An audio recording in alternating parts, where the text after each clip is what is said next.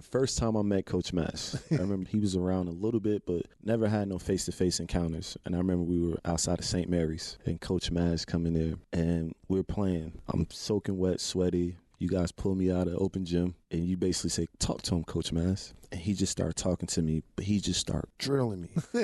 And the only thing that stood out to me in the back of my mind, I'm saying, this is where Coach Wright get this from. And he's like, you better pick it up. Like, look at your body. Look at your athleticism. You could dribble, pass, shoot. You could do everything. But he was like, you're not playing that way. He just was going. He was going at me. And I'm just sitting there like, yes, sir. Yes, sir. Yes, sir.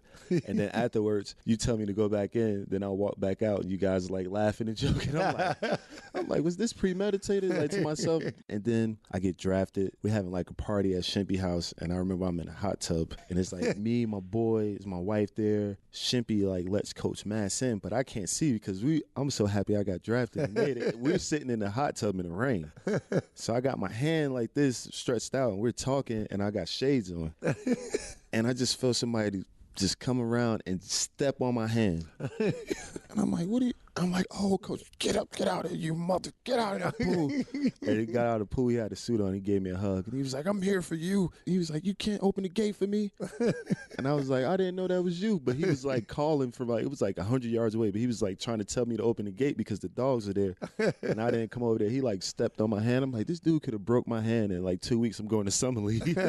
Coach Mass is old school. He's the Godfather, man. He's like the Godfather, man. You watch those movies, he would do anything for you, but when he asks you to do something, you better do it for him. And he takes pride in this program, and all of us are a part of it, and he counts all of us as a part of his family. Randy never played for him, but in his mind, he built this. He groomed me, so Randy better listen to him too. You know? One of the toughest, most competitive guys I ever met, great basketball guy, and he would always demand of us to outwork people. In 85, when he won the national championship, and I got into coaching after college in 83. Well, let me back up. I would have been a walk-on at Villanova rather than to be a starter at Bucknell. I would have been, but they didn't want me, and I get it. But I just loved Villanova basketball. I thought he was the greatest. So when I got into coaching in 83, 84, he wins a national championship in 85. So I was working their camps, trying to learn from him. In the summer of 85, after work, during his camp, he would do this thing at camp where you go through camp. It's typical Coach Mass, just like Randy's explaining about, he's how tough he is. He has camp. We had 850 kids here. You go through camp all day until 9 o'clock at night. And then at 9 o'clock, he has what he calls individual instruction. It's voluntary. But every coach there knows you better go up to those courts and you better teach. And if you're a kid and you're a player, you better know, you better be there. So you went through camp from 8 in the morning till 9, and then voluntary instruction was from 9 to 11. And he would go up there and see what coaches were working. And all it was coach goes to a court, kid comes to the courts, ask the coach to work with him. And you'd work with these kids. And I was doing it at night. I remember him coming by watching me. And you're a young coach and you see, oh, there comes Coach Massimino. He's walking by. Pick it up. Yeah. and finally one night he stopped and he said, what's your name? I said, Jay Wright. I've been watching you. You're doing a good job, kid. And like that, that was like getting from the Pope. And then the next summer, working his camp, he knew who I was. And then the next summer, Steve Lapis, who ran the camp, got the head coaching job at Manhattan College, and I was assistant at Drexel, but I was working the camp.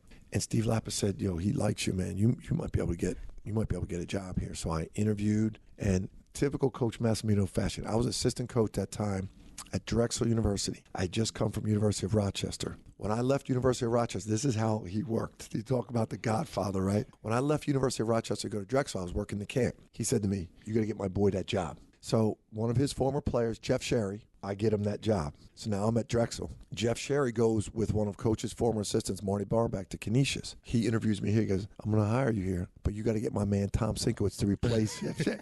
That's the way he did it back in the day. So I get Tom Sinkowitz the job at Rochester, and then I get hired here. We would go into restaurants, Italian restaurants, wherever we were. He had a boy at an Italian restaurant. Tommy Lasorda would come with us. We'd go to dinner. He'd go meet Frank Sinatra. And we'd have guys on our bench. Bruno Sammartino, the wrestler, would be on our bench.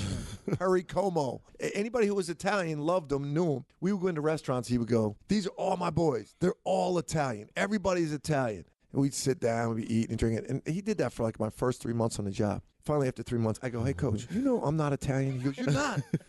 He goes, "You're not Italian?" I said, "No." I said, "You never asked me if I was Italian." He goes, "You look Italian. Look at you. You're dark. You got black hair. You act like it. You dress good. You got to be Italian." I said, "No." He goes, "Don't ever tell anybody you're not Italian." I swear I thought you were just from the big pasta dinners we used to do. Yeah. Like you said, nice suits. I was like, yeah, coach is Italian. Then he was like, oh, I'm German. And I was German like, and oh, Irish, yeah. man. I was like, oh, man.